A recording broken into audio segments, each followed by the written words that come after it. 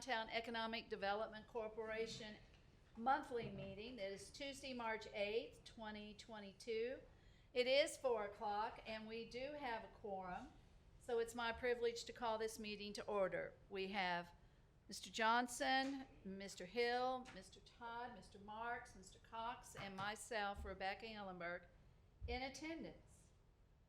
The first order for me is I want to acknowledge Paul Marks and Bubba Johnson for attending the, Stephen, would you tell me again the name of that meeting? Because I forgot again. Yes, It was the meeting the of possibilities. FDFA, the Friends of Downtown Friendswood Association Possibilities Meeting. And I appreciate you attending. And next time I may ask for a report because it's not on the agenda. But I would like to hear what all you observed. And I appreciate you staying the whole time and being such good people for us to attend. So with that, we have communications from the public. Number 2, anybody wish to speak to the board? Hearing none, approval of minutes.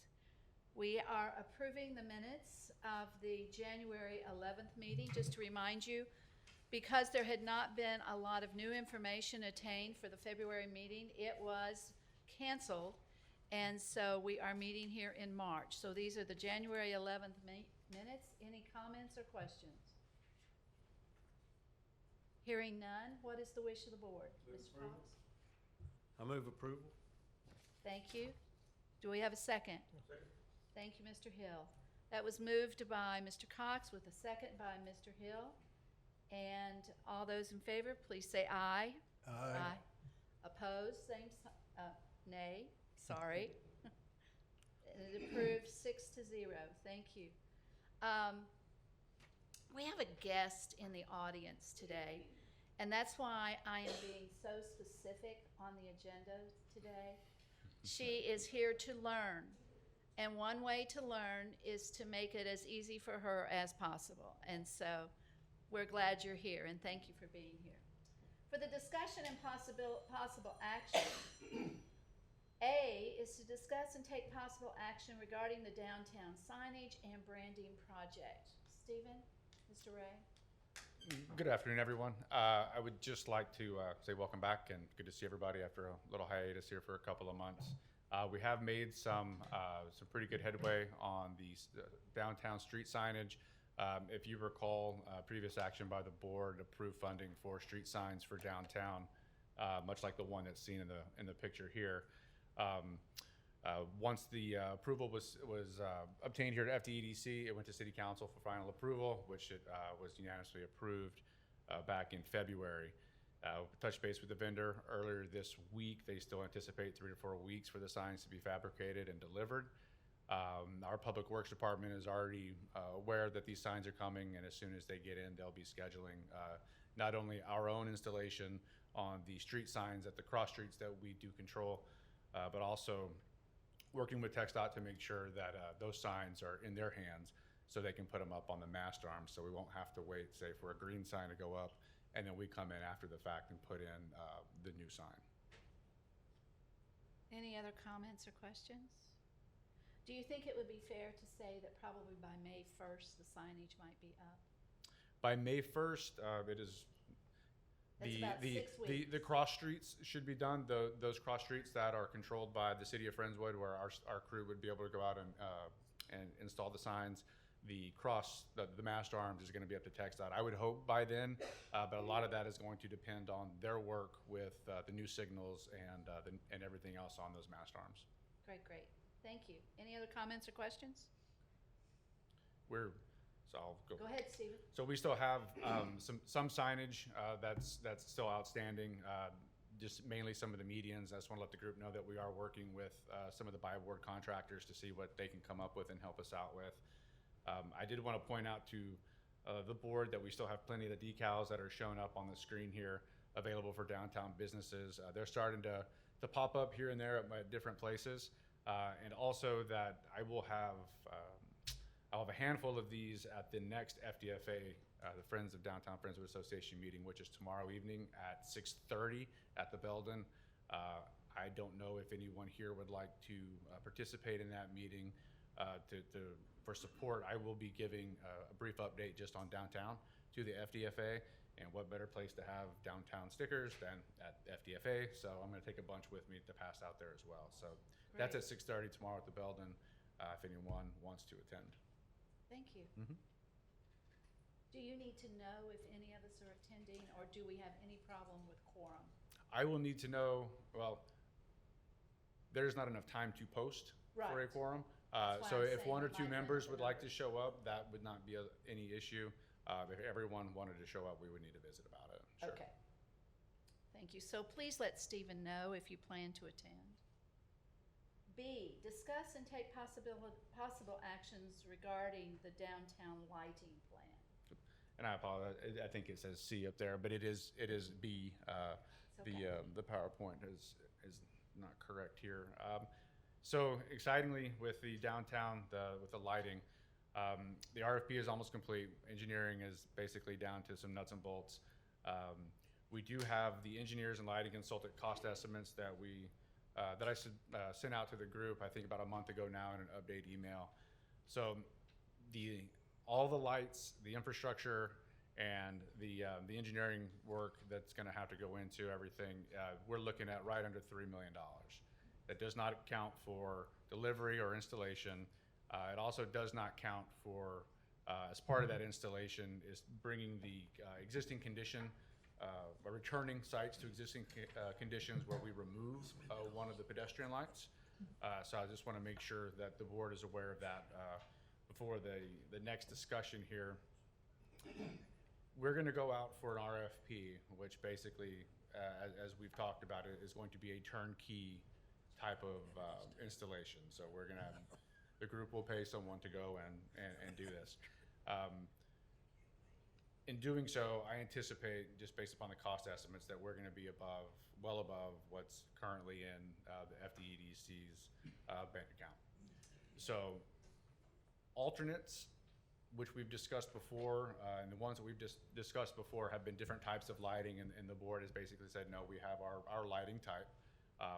But I would like just some direction on what we can possibly add as an alternate or alternates to the RFP.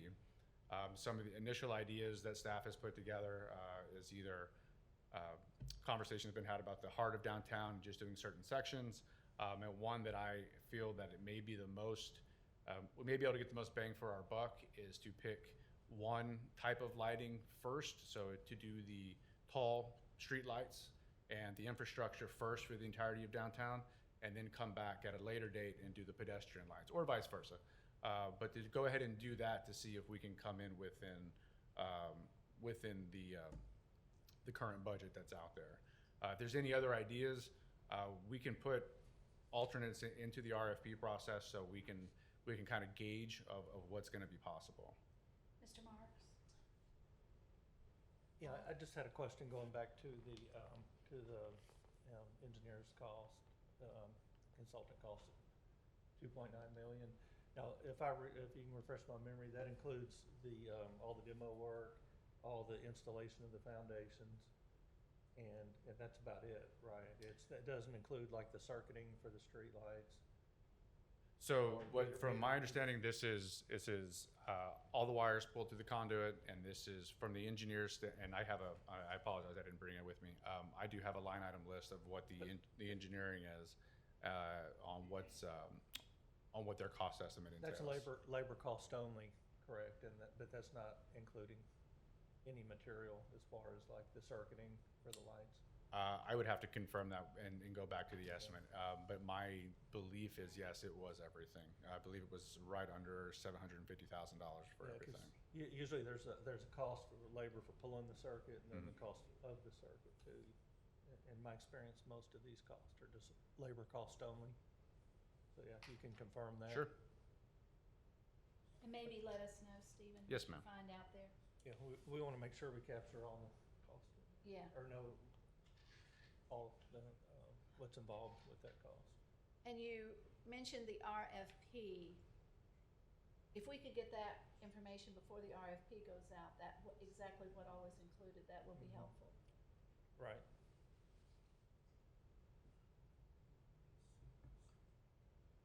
Any other comments or questions? No action is needed on, yes, Ron? Well, you asked for some suggestions with regard to Right, alternates. I was pondering the alternatives that you gave. I'm not sure which I like the least or which I like the best. I'm not sure what I like the best is be able to do the whole thing, which we can't do. But I don't know, but what it would be, the impact might not be as great if we only did the tall standards or only did the small standards.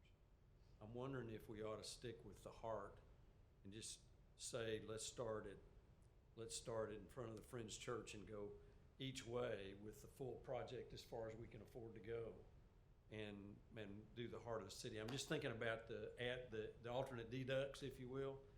I think the impact, personally, I'm thinking that the impact of only doing the tall standards or the short ones would not have as much impact as if we did the whole thing in a specific, with what we could afford in a specific distance on either side of Friends Church, or the library, roughly the downtown. I don't know, what do y'all think? Am I overthinking that?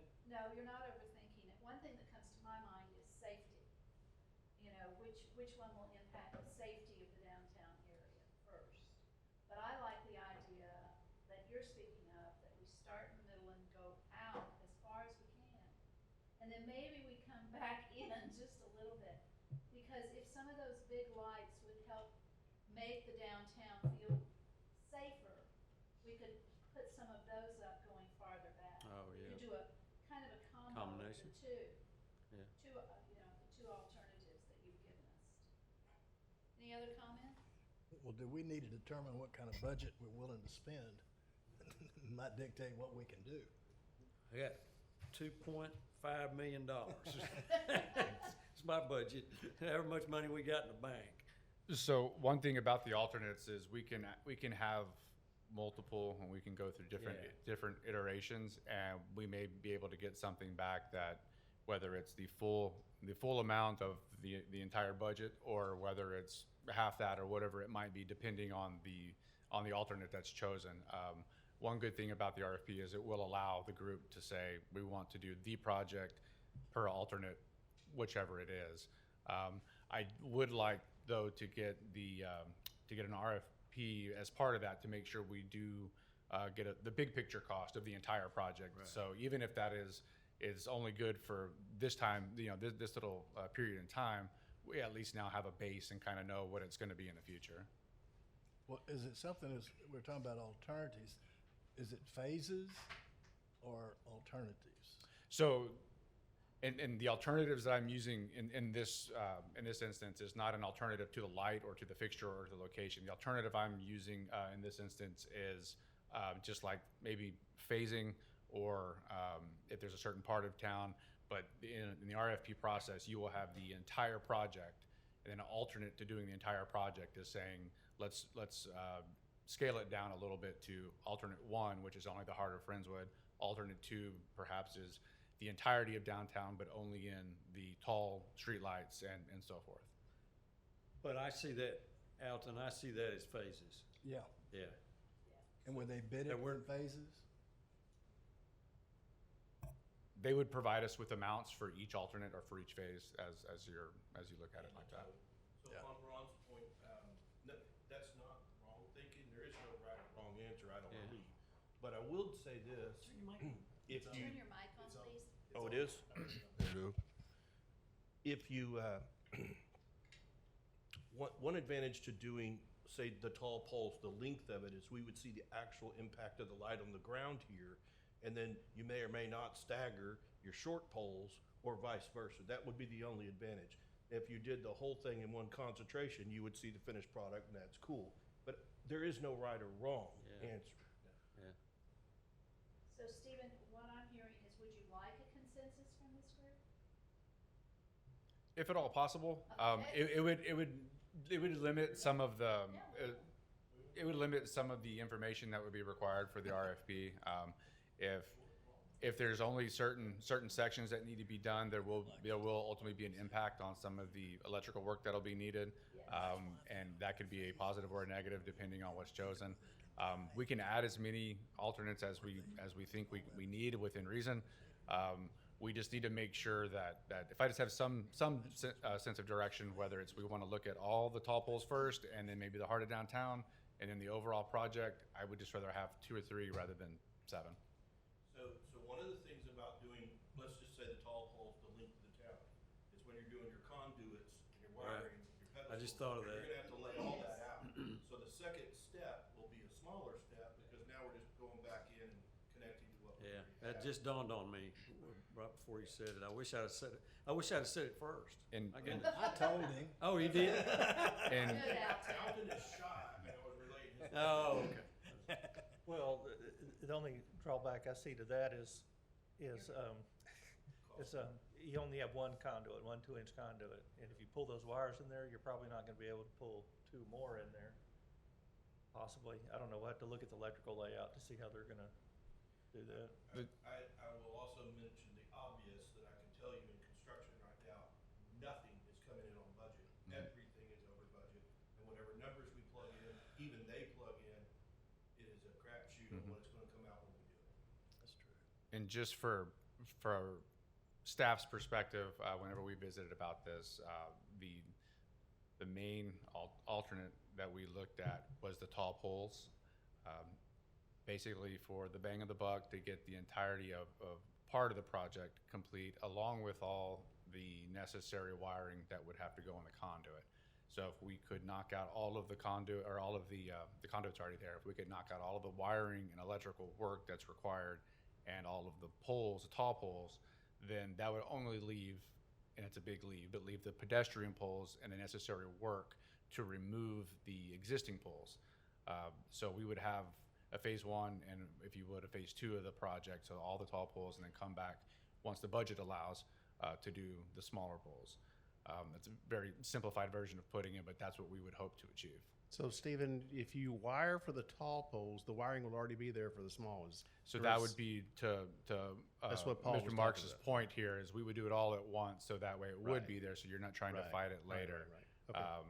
That would be we would anticipate that if the budget would allow Sure. it. Yeah, that makes Well, sense. those wires turn up, they come in through the foundation and up to the light pole. So I Yeah. don't know how you would do that if you're not gonna put the smaller ones in. How are you gonna turn it up You to can where? turn it up and cap it off. Can you just terminate them somehow? Because I think winning the war has to do with getting that groundwork in. Yeah. Standing up the pole's gonna be the easy part compared to pouring underneath all the crap. Oh, yeah, that's the easy part. I mean, that's standing Yeah, pole. that's the easy part. The wiring's gonna be the harder part. Yeah, So the conduit's conduits- already there though, isn't it? That's correct. Yeah. Okay. Contractor, the For all sidewalk the wiring's already contractors there? put the conduit in. Oh, cool. Yeah. Oh, that's big. At the TXDOT's cost. That's a nightmare. Yeah. You cut so much. Yeah, it's a big deal. Yep, big deal. At TXDOT's cost. Big deal. Well, with my lack of knowledge on electrical couplings, it's the term I'll use.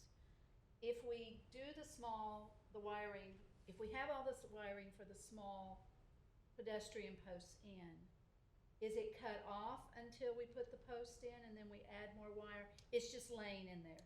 Right, Got that's what we were saying. We were gonna have, we Okay. would have to have a way to either cap it. I Okay. mean, you would have a foundation basically with a hot wire there in a Okay. base. Ideally, they would stub it out, which means a pipe would stick out of the ground. Right. You can put an elbow on it if you want, and cap it off with the wires inside, so when you come and set the pole, it's easy to connect it, Okay, would be advantageous.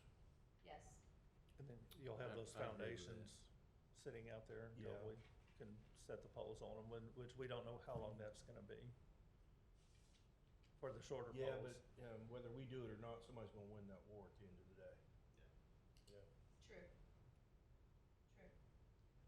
So I'm hearing that the recommendation from the city and staff was basically to go with the taller poles, the tall poles all the way through the downtown area. Is that correct, Stephen? As far as we could with the tall poles, and then whatever the required electrical wiring for both the tall and short poles, if the budget would allow it. Okay. So we would want the wiring first and then the poles. Is that correct? That would have to happen, yes, Yeah, ma'am. okay. Just clarifying, you know. And you may run out of money before you get all the tall poles up.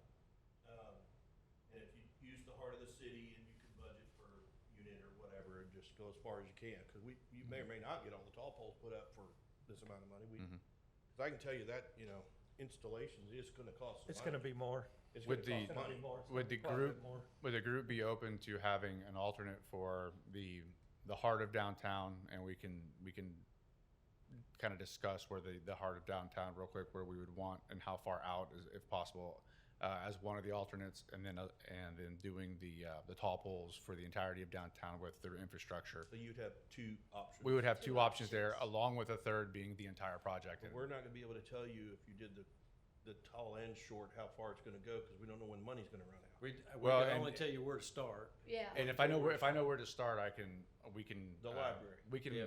we can start at the library, and then we can come out block by Yeah. block as far as we Equal think we amount can. both ways. I don't know if that's perfect center, but it's pretty dang close. It's the heart of the city, It's the Yeah. hub.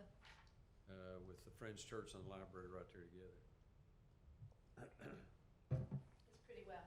So we have those two alternatives and then the third. Are we clear, everybody? Everybody agree? He's gonna get a budget for the whole project, just so he has a frame of reference, then he's gonna get an option for tall poles only. See what that comes in, then see the math, and then he's gonna get a tall, short combo, starting at the library, and see how far his money goes. Correct. That's the way, I agree. Yeah. This guy over here is pretty smart. That is plenty He of is plenty very direction. efficient. Plenty direction. I appreciate it very much. Thank you. Thank you, yeah, You we're brought getting the close. direction to us. I didn't Yes, he mean- is. And before I move on, I will just, I know because it pops up every now and then, the poles that are listed here also include the bracket hardware for the Flags. Banners. banners or flags, along with a receptacle up top if the lights would ever need to be plugged in as well. So I know that comes up every now and then. I did confirm that. Mr. Cox? So, timing wise, what's your schedule for the RFP and how long would you expect that to be out and that sort of thing? So with those three options given, if the group would still like to review the RFP before it gets publicized, then I would hope to have that to you before the April meeting. That way it can happen on the April meeting. If you do not want to look at it, I don't have the knowledge. to Then- say I don't either. Go for it. Paul, Just- go ahead. All the only one who know what he's talking about. Well, I was thinking, when you mentioned about the receptacles, one thing we need to get with do is get with the electrical engineer to make sure that there's sufficient wattage in there for the electrical receptacles, whatever we may plug in. and we can confirm it, definitely.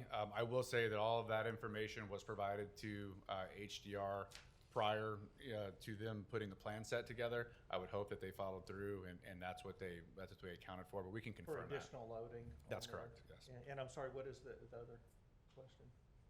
Well, Oh. the other question was about the RFP, how we, the rest of the people on this board, feel that the expert is sitting next to on my left, that would have any Your knowledge to immediate be left. able to go over an RFP. If you would like to review it Want to review it? prior to, I can look at it, no, yes. we would appreciate the help Yes, for sure. Absolutely, sure. Yeah. I can look at it. Good. Yeah. And then maybe we could just get a summary paragraph about the RFP. Yeah, and I'm sure I'll have plenty of questions too, that I may need to get with the engineer on. And what we can do is engage either our staff engineer, the director of engineering, and/or HDR as needed, and TNMP if needed as well. Everyone is going to be included to make sure that whether it's clearances, whether it's enough power available, everything else, we'll make sure that it's all buttoned up and ready to go. I think that's a good idea. Thank you, Paul. Okay. Are we complete with the lighting and all of the questions you have to us? Yes, ma'am. Stephen? I appreciate the direction. Thank you. We appreciate all the work you put in. C is to discuss and take possible action regarding the TxDOT curbs, ramps, sidewalks, and traffic signals project. And it's exciting to see the activity.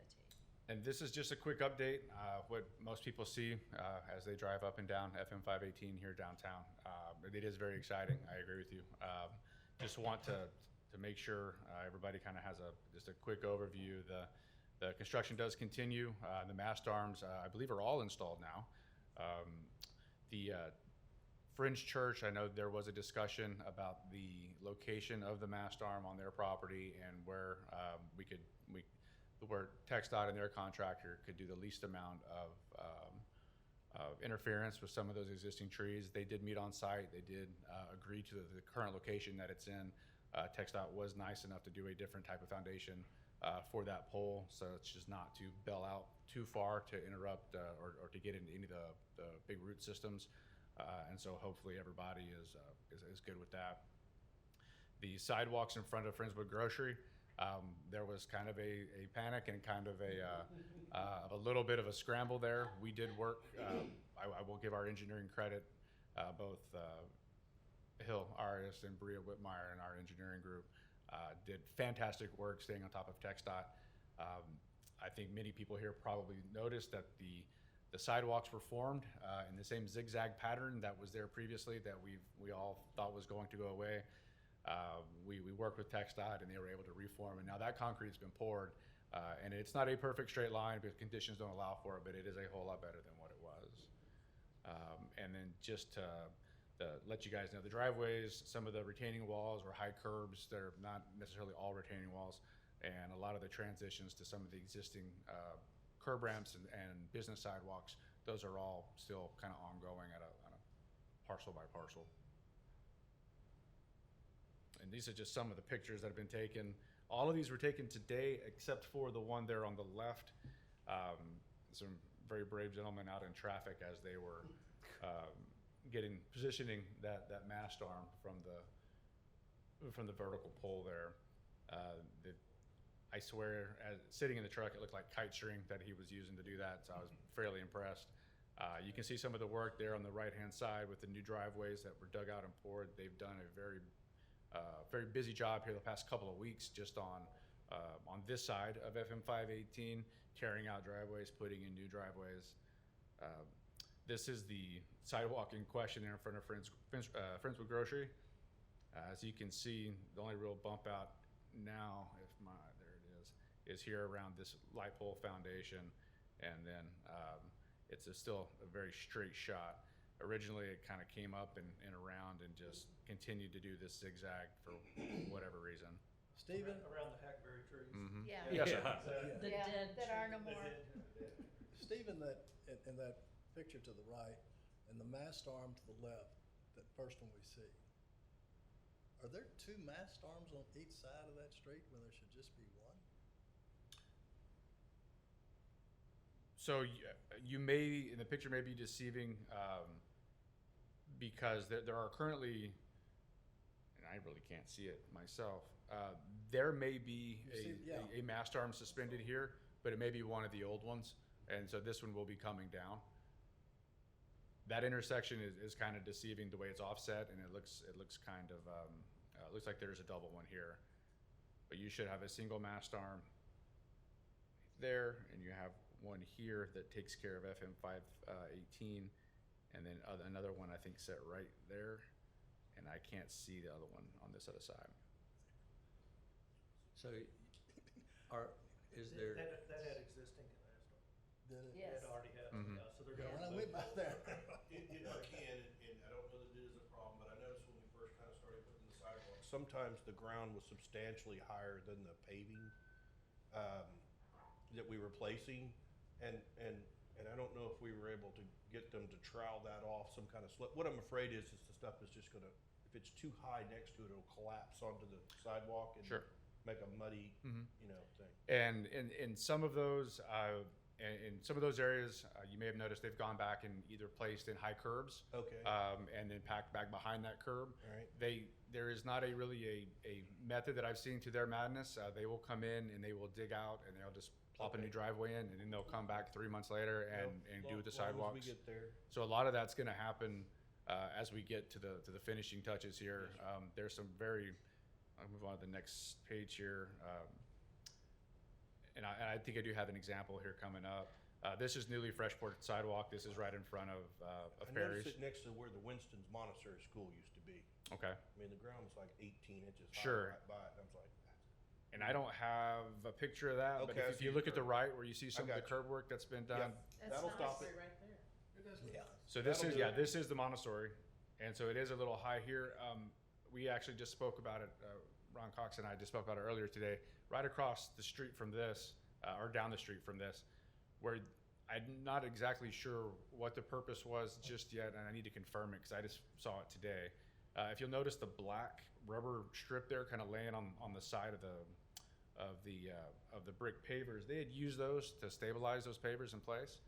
And now it appears that they have ripped them up, and they've gone back in with a very small, thin concrete curb to hold everything in place there, at least for a portion of it. And so I'm not sure if that's something that they look to do for its entirety, but we're going to confirm that. What are those pavers resting on? Those are in a bed of sand, so it's all compacted down. and they will float and they will move. Mhm. And this is probably not relevant to this, but when we complete the sidewalk, I don't know if it's possible to pressure wash the old brick pavers. We had a conversation last Yes. week, Stephen and I did. He's got an idea. I didn't want to mention, Rebecca asked me not to come to the last couple of meetings. She said I talk too much and I consume a lot of time. He But does. He talks far too much. I get that, but because we might just have it one time, just pressure wash it and have it finished.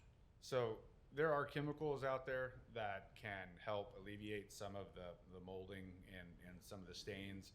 The problem we do find with some of the existing brick paver sidewalks is that any kind of pressure wash can get in between and move some of that sand, and you'll end up floating Yes, it those can. again. And so we have to be very, very careful. And then the other part of that is depending on where the sidewalk is, it may or may not have brick pavers. It may, and we have looked into some options.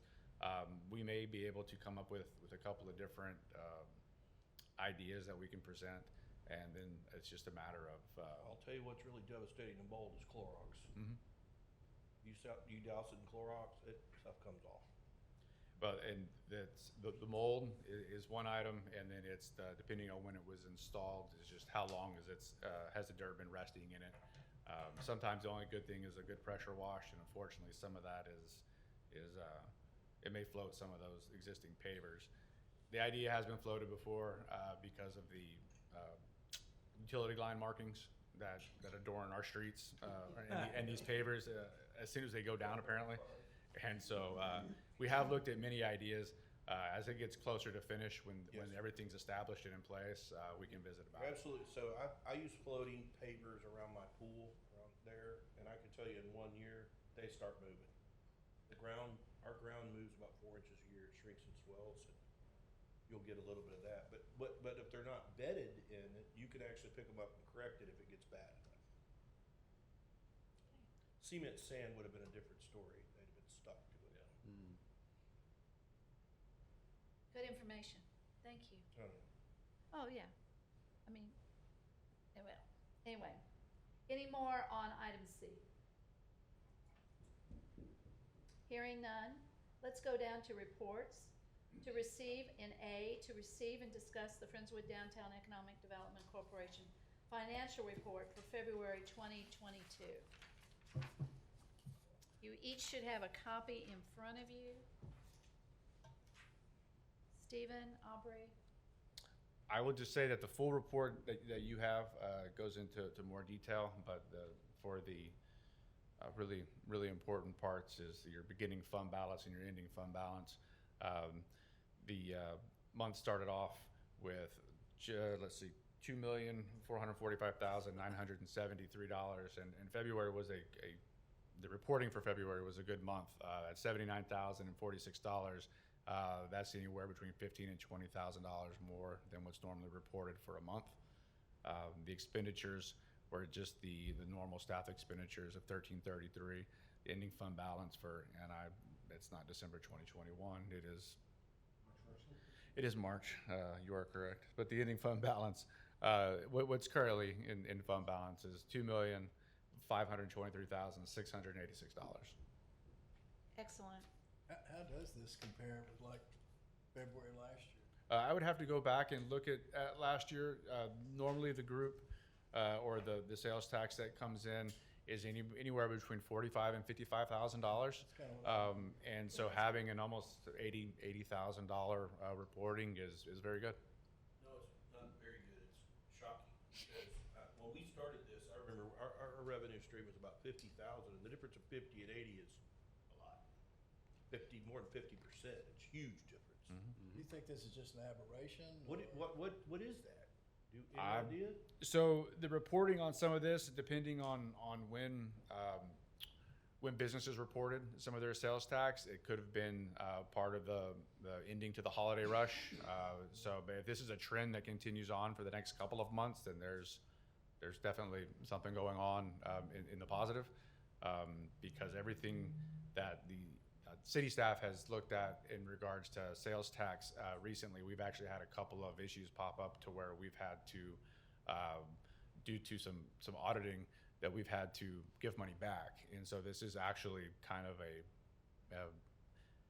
it's great, but it does look kind of out of place. So my guess is it's probably due to the holiday. Good question. Thank you. Any other comments or questions about the budget? Well, if we look at the agenda, the next item is to adjourn. Stephen, is there anything else you would like to share with us? No, ma'am. Okay. The items that I've promised you guys, I'll get to you as soon as I can. Thank you. And we'll see everybody in April. Do we have a motion to adjourn?